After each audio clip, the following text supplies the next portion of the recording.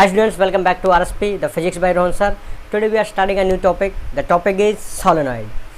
First we will recall the previous lecture videos. In previous lecture videos, we have studied about the Oersted effect, the Biot-Savart's law, the magnetic field due to a ring, Ampere circle rule, and the magnetic field due to a straight infinite length of wire. Today we are starting the new topic, that is solenoid, and the key points for this class are the definition of the solenoid, the derivation of the magnetic field created by that solenoid. First we have to understand that what is the solenoid. Basically मेरे कहने का मतलब ये है कि solenoid होता क्या है. Basically solenoid is a device which is used to create highly effective magnetic field. Means यदि हम ये चाहते हैं कि हम मैग्नेटिक फील्ड का मैग्नीट्यूड बहुत हाई ऑब्टेन कर सकें, then we will make and we will use a device. That device is the solenoid. Basically there is a diagram, that diagram is of solenoid. ये डायग्राम जो है वो solenoid का है. Basically this the outer part, this part is of iron, and the lines which is showing on this diagram, ये जो lines है वो एक वायर है और वो वायर किसका बना हुआ है? कॉपर का. बेसिकली हमने क्या किया है, एक बहुत स्ट्रेट वायर लिया और उस स्ट्रेट वायर को सर्कल्स की फॉर्म प्रोवाइड करी और बहुत सारे सर्कल्स उसके साथ ऐड कर दिए. बेसिकली फॉर एन एग्जांपल, मान लो कि ये एक सर्कल है, मान क्या लो ये एक सर्कल है ही, और यदि इस सर्कल के साथ ऐसे बहुत सारे सर्कल्स और जोड़ दिए जाएं और उन हर सर्कल्स में, मान लो मैं इधर वाली साइड की बात करूं, जो साइड आप लोगों की तरफ है, उसमें यदि करंट की डायरेक्शन ऊपर की तरफ है, तो जितने भी सर्कल्स मैं इसके साथ ऐड करता जाऊंगा, हर सर्कल के अंदर अप वाली डायरेक्शन में इलेक्ट्रिक करंट की डायरेक्शन ऊपर की तरफ होगी, एंड जो दूसरी वाली साइड होगी उसमें द डायरेक्शन ऑफ करंट होगी वो नीचे की तरफ होगी. अब बेसिकली सबसे पहले हम ये जानना चाहते हैं कि ये सोलेनॉइड बहुत highly effective magnetic field create कैसे कर सकता है और क्यों करता है. उसको समझने के लिए हमें सबसे पहले इस डायग्राम को समझना होगा. इस डायग्राम के अंदर ये एक रिंग दिखाई दे रही है आप लोगों को, और इस रिंग के अंदर जो ये लाइंस आप लोगों को दिखाई दे रही हैं, ये लाइंस, ये लाइन एंड ये लाइन, ये सारी लाइंस जो हैं वो मैग्नेटिक फील्ड की लाइंस को शो कर रही हैं. ऐसे ही ये वाली लाइंस भी मैग्नेटिक फील्ड की लाइंस को शो कर रही हैं. अब देखो, सबसे पहले हम ये समझते हैं कि ये जो सर्कल है, ये जो रिंग है, ये जो टर्न है एक वायर की फॉर्म की, इसके अंदर ये लाइंस ऑफ मैग्नेटिक फील्ड किस तरीके से आई हैं. तो ये वैसे हम ऑलरेडी जानते भी हैं. यदि हम बायोट-सावर्ट्स लॉ को देखें तो उसके अंदर हम ये समझते थे कि किसी भी पॉइंट पर यदि मैग्नेटिक फील्ड की वैल्यू या फिर मैग्नेटिक फील्ड की डायरेक्शन फाइंड आउट करनी होती है तो हम राइट हैंड थंब का रूल यूज करते थे. फॉर एन एग्जांपल, मान लो कि ये वही रिंग है, ये रिंग. अब इस रिंग के अंदर ऊपर वाले हिस्से में जो इलेक्ट्रिक करंट की डायरेक्शन है वो आपकी तरफ है, और नीचे वाले हिस्से में जो इलेक्ट्रिक करंट की डायरेक्शन है वो मेरी तरफ है. हमें पता है कि हम जब भी मैग्नेटिक फील्ड की डायरेक्शन किसी भी एक्सटर्नल पॉइंट पर, चाहे वो स्ट्रेट वायर हो चाहे रिंग हो, किसी के भी द्वारा प्रोड्यूस होने वाला मैग्नेटिक फील्ड, उसकी डायरेक्शन यदि फाइंड आउट करना चाहते हैं तो हम कौन सा रूल यूज करते हैं? Right hand thumb rule. हमने क्या किया, करंट की डायरेक्शन में, जो कि करंट किस तरफ है? आप लोगों की तरफ, हमने थंब रखा, ये रख दिया थंब. थंब को रखने के बाद हमने देखा कि यदि हम इधर से मैग्नेटिक फील्ड की डायरेक्शन देखना चाहते हैं तो वो किस तरीके से है. हमने अपनी 4 फिंगर्स को रोल करना है, और रोल करने के बाद हम क्या देख रहे हैं कि मैग्नेटिक फील्ड की लाइंस इस तरीके से ऊपर जा कर के अंदर की तरफ आ रही है. बेसिकली मेरे कहने का मतलब क्या है कि यहाँ पर जो मैग्नेटिक फील्ड लाइंस होंगी वो किस तरीके से जा रही हैं, वो जा रही हैं इस तरीके से। एंड यदि मैं नीचे की बात करूं तो नीचे वाले पार्ट के अंदर जो इलेक्ट्रिक करंट की डायरेक्शन थी वो हमारी तरफ थी, मेरी तरफ थी। तो यदि मेरी तरफ होगी इट मीन्स हमें जो थंब होगा वो इलेक्ट्रिक करंट की डायरेक्शन में रखना है। तो मैंने इलेक्ट्रिक करंट की डायरेक्शन में थंब को रखा। तो जब मैं इलेक्ट्रिक करंट की डायरेक्शन में थंब को रखूँगा तो कैसे होगा, देखो थंब मेरी तरफ और जो मैग्नेटिक फील्ड लाइंस हैं जब मैं 4 फिंगर्स को रोल कर रहा हूँ तो वो कैसे जा रहे हैं, इस पॉइंट से नीचे की तरफ और ऐसे। मेरे कहने का मतलब यहाँ से ये हो गया कि जब भी मैग्नेटिक फील्ड की जो डायरेक्शंस होंगी, यदि मैं नीचे की बात कर रहा हूँ तो वो किस तरीके से जा रही हैं,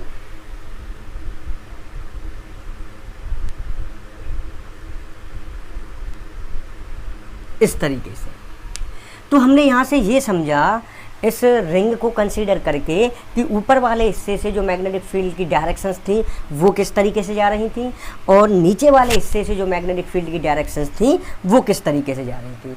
और हमें ये पता है कि magnetic field lines are closed curves, जो एक पॉइंट से स्टार्ट होती हैं तो दूसरे पॉइंट से घूम करके वापस उसी पॉइंट पर आ जाती हैं। तो यहाँ पर जो ऊपर वाला हिस्सा था उसको जब मैं क्लोज करूँगा, complete magnetic field lines draw करूँगा तो this is the direction and in the lower part this is the direction. ये दोनों डायरेक्शन ही हमने यहाँ पर ड्रॉ की हुई है कि यहाँ पर जो करंट की डायरेक्शन है वो आप लोगों को दिखाई दे रही है कि इधर है, इस साइड की तरफ है, लेकिन ऐसा नहीं है। यहाँ पर जो ये रिंग रखी हुई है, ये जो सर्कुलर लूप रखा हुआ है, ये इस तरीके से रखा हुआ है, इस तरीके से। तो जो इलेक्ट्रिक करंट की डायरेक्शन आप लोगों को इधर दिखाई दे रही है वो बेसिकली सामने की तरफ है, और सामने की तरफ होगी तो राइट हैंड की वजह से जो भी मैग्नेटिक फील्ड की डायरेक्शंस क्रिएट होंगी, द 4 फिंगर्स को रोल करोगे तो ऊपर से ऐसे आ रही हैं, ऊपर से इस डायरेक्शन में आ रही है। तो देखो यहाँ से ऐसे जा कर के ऊपर से इस डायरेक्शन में आ रही है। ये मैग्नेटिक फील्ड लाइंस भी उसी तरीके से हैं।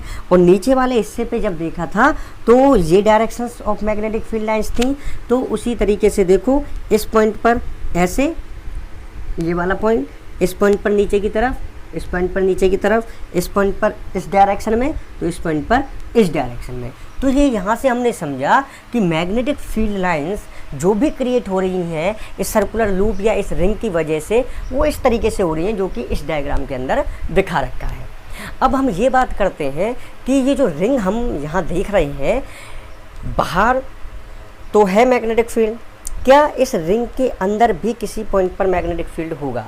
तो मैं समझाने इधर चाहता हूँ कि जब भी ये रिंग, ये मैग्नेटिक फील्ड लाइंस इस तरीके से जा करके, तो ये वाला जो पार्ट आप लोगों को दिखाई दे रहा है ये इस रिंग का अंदर वाला पार्ट है। मेरे कहने का मतलब ये है कि यदि मैग्नेटिक फील्ड लाइंस यहाँ से इस पॉइंट से ऐसे एंटर की तो इस रिंग से एंटर करने के बाद उसी पॉइंट पर चली जाएगी, मीन्स अंदर रिंग के मैग्नेटिक फील्ड लाइंस जाती हैं। उसी तरीके से इस वाले इलेक्ट्रिक करंट की डायरेक्शन की वजह से मैं यदि देखूं तो भी क्या होगा कि यहाँ से मैग्नेटिक फील्ड लाइंस ऐसे जाएंगी और इसके अंदर से उसी पॉइंट पे जा कर के मिलेगी और फिर से वापस ऐसे ही मैग्नेटिक फील्ड लाइंस चलती रहेंगी। This is the behaviour of the magnetic field lines by any ring. और यदि उस रिंग के अंदर इलेक्ट्रिक करंट फ्लो कर रहा है तो हमें यहाँ से पता चल गया कि मैग्नेटिक फील्ड लाइंस रिंग के बाहर भी होती हैं और रिंग के अंदर भी होती हैं। और दूसरा जो पॉइंट हमें यहाँ से कंसीडर करना है, समझना है, नोट डाउन करना है, हम यहाँ से ये देख रहे हैं, देखो कि इस पॉइंट्स पर जो इलेक्ट्रिक करंट की डायरेक्शन है वो इधर साइड है, और नीचे वाले पॉइंट पर भी देखो तो अंदर जहाँ पर मैग्नेटिक फील्ड लाइंस है वो उसी डायरेक्शन के अंदर है जिस डायरेक्शन के अंदर ऊपर वाले हिस्से से थी। मीन्स जब भी अंदर की बात करेंगे तो चाहे ऊपर वाला पार्ट हो चाहे नीचे वाला पार्ट हो, दोनों पार्ट की वजह से यदि उसमें इलेक्ट्रिक करंट फ्लो कर रहा है, the direction of the magnetic field is same inside the ring but outside देख रहे हैं। तो इस पॉइंट पर देखो, यहाँ इस साइड में है मैग्नेटिक फील्ड की डायरेक्शन और यहाँ पर भी बाहर की तरफ देख रहे हैं, तो उसी डायरेक्शन में मैग्नेटिक फील्ड लाइन की डायरेक्शन है जिस डायरेक्शन में ऊपर वाले पार्ट से थी। तो दोनों की वजह से हम ये देख रहे हैं कि आउटसाइड इस वाले पॉइंट पर और इस वाले पॉइंट पर और inside these points and these points the magnetic field lines direction is same. But हम यहाँ से देखें कि यदि हम इस वाले पॉइंट की बात करें तो मैग्नेटिक फील्ड लाइन्स की डायरेक्शन ऊपर है और इस वाले पॉइंट की बात करें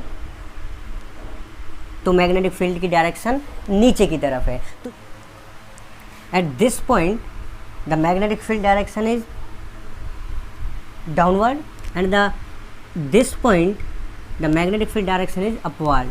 तो यहाँ पर हम ये देख रहे हैं कि इन दोनों पॉइंट्स पर जो मैग्नेटिक फील्ड की डायरेक्शन है वो डिफरेंट है।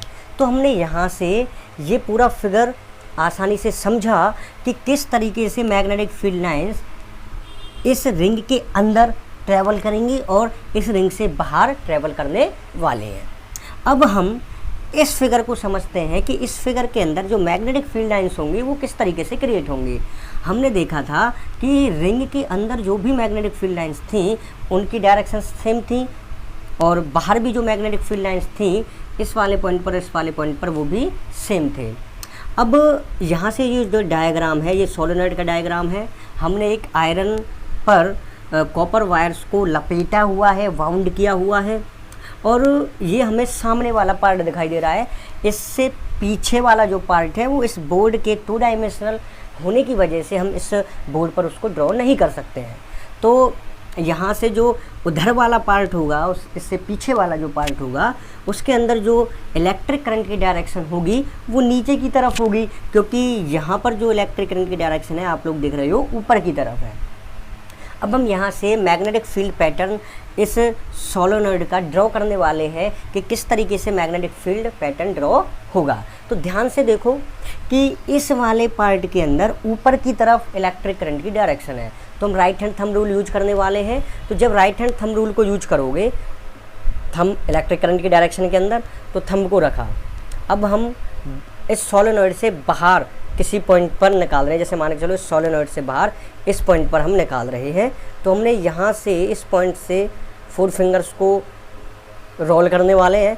तो इस तरीके से हमने उसको रोल किया तो क्या देखा हमने कि इस पॉइंट से मैग्नेटिक फील्ड लाइंस ऐसे चल करके और उस सोलेनॉइड के अंदर से इस डायरेक्शन में टुवार्ड्स दिस डायरेक्शन उस सोलेनॉइड के अंदर मैग्नेटिक फील्ड ट्रेवल करेगी।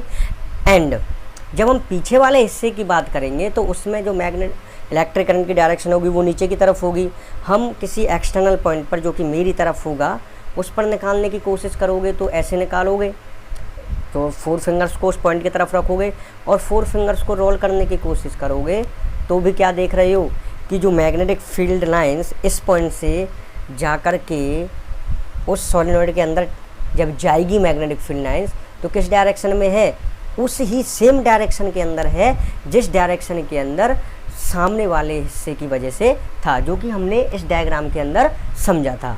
तो जो भी मैग्नेटिक फील्ड लाइंस होंगी क्रिएट हो रही हैं इस सोलेनॉइड के द्वारा वो inside and outside same directions में होंगी। तो देखो कि यदि इस वाले हिस्से का सामने पॉइंट होगा तो किस तरीके से ऐसे जा कर के इस तरीके से और फिर उसी के अंदर वो मैग्नेटिक फील्ड लाइंस चली जाएंगी, फिर से बाहर आएंगी, तो वो इस तरीके से मैग्नेटिक फील्ड लाइंस का पैटर्न होगा। अब सामने तो मैं ड्रॉ नहीं कर सकता, तो मैं इस मैग्नेटिक फील्ड पैटर्न को इस तरीके से शो कर रहा हूँ।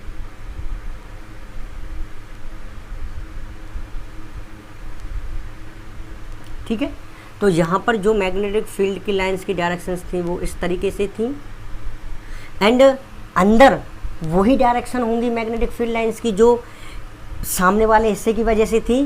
तो अंदर वाले जो पीछे वाला हिस्सा है उसकी वजह से जो मैग्नेटिक फील्ड लाइंस ड्रॉ होंगी वो इस पैटर्न से होने वाली है।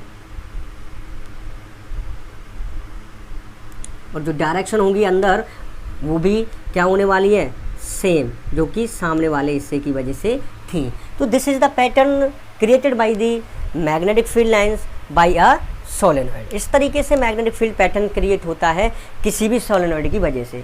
हमने यहाँ से ये समझा था कि मैग्नेटिक फील्ड लाइंस, जो मेन पॉइंट जो है जिसको मैं समझाने की कोशिश कर रहा हूँ वो ये है कि मैग्नेटिक फील्ड लाइंस किसी भी सोलेनॉइड के अंदर या किसी भी रिंग के अंदर यदि मैं बात करूँ तो मैग्नेटिक फील्ड लाइंस की जो डायरेक्शन होती है वो हमेशा सेम होती है।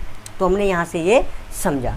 उसके बाद हम ये देखना चाहते हैं कि मैग्नेटिक फील्ड हाई अमाउंट का कैसे क्रिएट होगा सोलेनॉइड की वजह से। तो उसको समझने के लिए हमने एक एग्जांपल लिया। मान लो हमारे पास 2 रिंग्स हैं। अब ये जो रिंग होगी वो मैग्नेटिक फील्ड पैटर्न क्रिएट करेगी एंड ये जो रिंग होगी वो भी मैग्नेटिक फील्ड क्रिएट करेगी।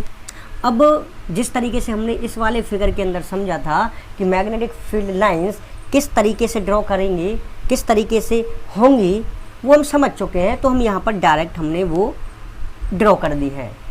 लेकिन यहाँ पर समझने वाली बात एक ये है कि इन दोनों के अंदर जो भी इलेक्ट्रिक करंट की डायरेक्शन होनी चाहिए वो हमेशा सेम होनी चाहिए, तभी सोलेनॉइड बनता है। अब यहाँ से हमने देखा कि जब इन दोनों रिंग्स को बहुत ही क्लोज लेकर के आओगे, यहाँ पर फिगर में तो समझाने के लिए मैंने थोड़ी सी डिस्टेंस दे रखी है, लेकिन ये बहुत क्लोज है जिस तरीके से क्लोज इस सोलेनॉइड के अंदर है। यहाँ से जब इन दोनों को क्लोज करके लेकर के आओगे तो यहाँ से देखो, ये this is the magnetic field direction, this is the magnetic field direction and this is the magnetic field direction and this is the magnetic field direction inside these 2 rings. इन दोनों रिंग्स के अंदर जो भी मैग्नेटिक फील्ड की direction है अंदर की तरफ वो सेम डायरेक्शन के अंदर है। तो जब इन दोनों को जोड़ा जाएगा तो ये दोनों मैग्नेटिक फील्ड लाइंस ऐड होंगी। ऐड क्यों होंगी? क्योंकि दोनों की डायरेक्शंस क्या है, सेम। तो यहाँ से ये पता चला कि जब एक रिंग थी तो एक मैग्नेटिक फील्ड लाइन अंदर की तरफ से थी। जब 2 रिंग्स को आपस में जोड़ा गया तो 2 magnetic field lines are created side these 2 rings. The direction of magnetic field line is same. तो वो दोनों आपस में ऐड हो जाएंगे क्योंकि दोनों की डायरेक्शन सेम है। तो दोनों की डायरेक्शन सेम है तो यहाँ एक मैग्नेटिक फील्ड लाइन, ये एक मैग्नेटिक फील्ड लाइन जब ऐड होंगी तो 2 magnetic field lines are created. तो यहाँ से हुआ क्या, मैग्नेटिक फील्ड लाइंस का जो नंबर था वो इंक्रीज हो गया। 2 magnetic field lines are there now. तो मैग्नेटिक फील्ड स्ट्रॉन्ग हुआ। एंड यदि मैं इस वाले पॉइंट की और इस वाले पॉइंट की बात करूं तो यहाँ पर मैग्नेटिक फील्ड की डायरेक्शन डाउनवर्ड है और यहाँ पर मैग्नेटिक फील्ड की डायरेक्शन अपवर्ड है। एंड इन दोनों रिंग्स के अंदर जो भी इलेक्ट्रिक करंट फ्लो कर रहा था उसका मैग्नीट्यूड सेम था। तो जिस भी पॉइंट पर हम मैग्नेटिक फील्ड देख रहे हैं सेम ही होगा। तो यहाँ देख रहे हो कि मैग्नेटिक फील्ड की डायरेक्शंस अपोजिट हैं और दोनों का मैग्नीट्यूड सेम होगा। इट मीन्स यहाँ पर जो मैग्नेटिक फील्ड नेट होगा वो 0 होने वाला है। क्यों? Directions are opposite and the magnitude are same at outside this ring. तो यहाँ से हमें पता चला कि जब भी एक से ज़्यादा रिंग्स आपस में ऐड होंगी और वो सोलेनॉइड की फॉर्म में आएंगे तो outside that part, outside that device the magnetic field is 0 and inside the device the magnetic field is maximum. तो यहाँ से ये पॉइंट पता चला, the point is magnetic field outside the solenoid is 0 and inside the magnetic field is maximum। तो अब हम आसानी से समझ पाए हैं कि सोलेनॉइड के अंदर जो मैग्नेटिक फील्ड होता है वो मैक्सिमम क्यों होता है। क्योंकि अंदर जब हम बहुत सारी रिंग्स को इकट्ठा करके ऐड करते हैं तो अंदर वाला जो पोर्शन होता है मैग्नेटिक फील्ड का वो आपस में ऐड हो जाता है क्योंकि सेम डायरेक्शन के अंदर होता है। And outside the solenoid, outside that these rings the magnetic field will be cancel by each other, क्योंकि दोनों की डायरेक्शंस अपोजिट होती हैं। तो इस तरीके से हमने देखा कि मैग्नेटिक फील्ड लाइंस जो होती हैं सोलेनॉइड के अंदर, उनकी वजह से बाहर मैग्नेटिक फील्ड 0 होता है और अंदर मैग्नेटिक फील्ड मैक्सिमम होता है। अब हम ये फाइंड आउट करने की कोशिश करेंगे the key point number second के अकॉर्डिंग कि जो भी मैग्नेटिक फील्ड क्रिएट हो रहा है इनसाइड दैट मैग्नेटिक फील्ड उसका मैग्नीट्यूड कितना होगा। Okay, take a screenshot, then we will start the derivation for magnetic field by any solenoid. Okay, now we will start the derivation for calculating the magnetic field by any solenoid. This is the cross-sectional view of any solenoid, and we have taken a loop that is A, B, C, D, and this loop is closed loop. अब हम यहाँ से ये समझते हैं कि हमने rectangular type का ही या फिर किसी एक स्क्वायर टाइप का ही यहाँ पर लूप क्यों लेते हैं। यदि हम मान लो कि एक सर्कल लूप लें, सर्कुलर लूप लें, तो यहाँ से क्या होगा, देखो कि this is the direction of magnetic field lines and this is a closed loop. तो ध्यान से देखो कि इस पॉइंट पर और इस पॉइंट पर यदि मैं मैग्नेटिक फील्ड के साथ इस DL लेंथ एलिमेंट, यहाँ पर जो DL length element, small length element यदि मैं लेने की कोशिश करूँ, तो यहाँ पर जो वो लेंथ एलिमेंट के साथ इस B की डायरेक्शन बनने वाली है, जो एंगल बनने वाला है वो हर पॉइंट पर डिफरेंट है। लेकिन यदि मैं स्क्वायर लूप या फिर एक रेक्टेंगुलर टाइप का लूप लेता हूँ तो वहाँ पर ऐसी पॉसिबिलिटी नहीं होती है। मान लो यहाँ पर आप लोगों ने कोई एक स्मॉल लेंथ एलिमेंट लिया, this is the direction of magnetic field lines, तो यहाँ पर जो एंगल बनने वाला है, यहाँ पर जो एंगल बनने वाला है एंड यहाँ पर जो एंगल बनने वाला है, वो तीनों ही एंगल्स 90 डिग्री के हैं एंड सेम हैं। तो एंगल्स का कंसिस्टेंसी रहे इसलिए हम एक स्क्वायर या फिर एक रेक्टेंगुलर टाइप का लूप लेते हैं। एंड अब हम इसको सॉल्व करने से पहले यदि आप लोगों को एम्पियर सर्कल रूल नहीं पता है तो आप लोग प्रीवियस लेक्चर वीडियो देख सकते हैं, जिसके अंदर एम्पियर सर्कल रूल हमने बहुत अच्छी तरीके से डिफ़ाइन किया है, डेरिवेशन किया है उसकी एप्लीकेशन का, जिसके लिए हम एक स्ट्रेट एंड फाइन लेंथ वाले वायर के लिए हम मैग्नेटिक फील्ड कैलकुलेट करते हैं। Then according to Ampere circle rule, और एम्पियर सर्कल रूल जो है उसके जो लिंक है उसका डिस्क्रिप्शन में मैंने दे रखा है उसका लिंक, तो आप लोग वहाँ से देख सकते हो। Then according to Ampere circle rule we know that the closed integration of B dot DL is equal to mu naught times the algebraic sum of total current in that closed loop. तो यहाँ पर हमने मान लिया कि इस पूरे solenoid के अंदर जो अमाउंट ऑफ करंट है वो है I। सो समेशन I कितना हो जाएगा, यहाँ से I हो जाएगा। लेकिन इस B डॉट DL को हम सॉल्व करने वाले हैं for this ABCD closed loop.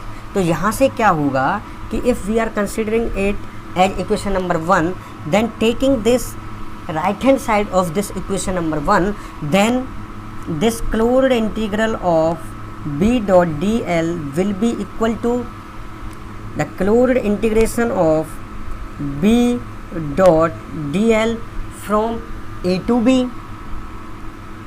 plus the closed integration of B dot DL from B to C plus the closed integration of B dot DL from C to D and plus the closed integration of B dot DL from D to A. As we have already know that outside this solenoid the magnetic field is 0. For this BC part the magnetic field will be 0. So this is BC, so this expression is equal to 0। क्यों? क्योंकि यहाँ पर BC जो है वो outside this solenoid है, और outside the solenoid जो मैग्नेटिक फील्ड की मैग्नीट्यूड होता है वो हमेशा क्या होता है, 0। तो यहाँ से B 0 हो गया तो ये पूरा एक्सप्रेशन क्या हो जाएगा, 0। And for A to B, if we are calculating A to B, then the closed integration from A to B, B dot D L is equal to closed integration from A to B, B dot D L को किस में open करोगे, B D L cos theta, तो ये हो जाएगा यहाँ से B D L cos theta, theta will be the angle between D L and B. So हमने ए बी पर यहाँ कहीं पर एक स्मॉल लेंथ एलिमेंट ले लिया, तो आप लोग देख रहे हो जो मैग्नेटिक फील्ड की डायरेक्शन है वो स्ट्रेट लाइंस है, और यहाँ पर डी एल की जो डायरेक्शन होगी वो ऊपर की तरफ होगी, तो दोनों के बीच में जो एंगल बनने वाला है वो कितना होगा 90, और theta is equal to 90, then cos 90 will be equal to 0। So cos 90 की जब वैल्यू हमने इसके अंदर रखी तो ये यहाँ से कितना हो गया, closed integration from A to B B D L multiply by cos theta, and the value of cos theta that is cos 90, and cos 90 having value 0, then multiply by 0, so the result will be 0. So the closed integration from a to b b dot dl is also equal to 0. तो यहाँ से a से b ये वाला expression भी क्या हो जाएगा 0. देन c to d, और c to d को भी आप लोग देख रहे हो a b के बराबर है, और यदि यहाँ पर मैं कोई एक लेंथ एलिमेंट लेता हूँ तो ये b की डायरेक्शन है straight lines, and this is the direction of dl, so the angle will be 90 degree. Similarly as we have already calculated for a to b, the same will be for c to d, the result will be 0. क्यों? क्योंकि the closed integration from c to d b dot dl is equal to closed integration from c to d, this is b dl cos theta, again the value of theta is 90, then from c to d b dl cos 90, and cos 90 having value 0. जब cos 90 की value 0 हो जाएगी तो total result क्या हो जाएगा 0. Then from c to d the total result is 0, so this expression is having the result is 0. So only one portion is remaining, that is from D to A. तो D to A जो है वो अंदर वाला portion है, इस solenoid के अंदर है. तो अब हम closed integration of B dot D L जिसकी वैल्यू क्या होगी, the closed integration from D to A B dot D L, तो हम इसकी जगह पर इस वैल्यू को रख सकते हैं इक्वेशन नंबर 1 के अंदर. देन फ्रॉम इक्वेशन नंबर 1 ये रिप्लेस हो जाएगा इससे, the closed integration from d to a b dot D L is equal to mu naught I. अब b डॉट डी एल हमने d टू a इसकी length को मान लिया स्मॉल l, एंड यहाँ पर कोई एक स्मॉल लेंथ एलिमेंट ले लिया dl. उस dl की डायरेक्शन होगी ये, and the direction of the magnetic field lines is also the same as the direction of that dl, so the angle between dl and b for d to a is 0. Then we will solve it like from d to a b dl cos theta, and the value of theta is 0, that is equal to mu naught I, and the cos 0 is 1. सो यहाँ से ये हो गया from D to A B D L is equal to mu naught I, and यहाँ से B को बाहर ले सकते हो. Then we will calculate the integration of D L. Then D L is, पहले हम यहाँ से B को बाहर निकालेंगे इंटीग्रेशन से, तो ये हो जाएगा B closed integration of D to A of D L is equal to mu naught I. Then the integration of D L is L. Integration का मतलब होता है complete, and the complete length is small L, so B L from limit D to A mu naught I, and D to A जो complete length है वो क्या है small L. सो यहाँ से क्या हो जाएगा B L is equal to mu naught I. And if in that solenoid there are n number of turns, n number of circles and n number of rings, then this expression may be changed in BL is equal to mu naught n I. And अब यहाँ से हम B the magnetic field calculate कर सकते हैं. Then magnetic field is equal to mu naught N I divide by L. And हमने chapter number 3 के अंदर पढ़ा था small n means the total number of charges per unit length. उसी तरीके से यदि हम यहाँ पर small n that represents a density, तो हम यहाँ से स्मॉल n की बात करें तो ये होता है टोटल नंबर ऑफ टर्न्स या फिर टोटल नंबर ऑफ रिंग्स पर यूनिट लेंथ. तो this is the expression for small n. तो यहाँ से हो जाएगा ये n डिवाइड बाई l को हम रिप्लेस कर देंगे किससे, स्मॉल n से. तो यहाँ से हो गया b is equal to mu naught small n i. So we have to remember the expression for the magnetic field, that is equal to mu naught Ni, and B is the magnetic field created by that solenoid. Mu naught is magnetic permeability and small n is the number of turns, number of rings per unit length, and I is the total current and algebraic sum of the current that is flowing in that rings which is in solenoid. Okay, this is the expression for the magnetic field by any solenoid. And हमने यहाँ से जो points clear किए, जो सीखा वो ये सीखा कि outside the solenoid the magnetic field is 0, inside the solenoid the magnetic field is maximum, and inside the solenoid the magnetic field lines are parallel. Okay, this is all about the solenoid and the derivation for the magnetic field created by that solenoid. Okay, and in next class we will study about the toroid. If you want to see the videos of this channel, then you will see on YouTube, and you have to write Rohan sir physics in the YouTube search box, then you will be able to find out the videos, और आप आसानी से वो सारे concept समझ सकते हो जो मैं इस YouTube चैनल पर अपलोड करता हूँ. ओके.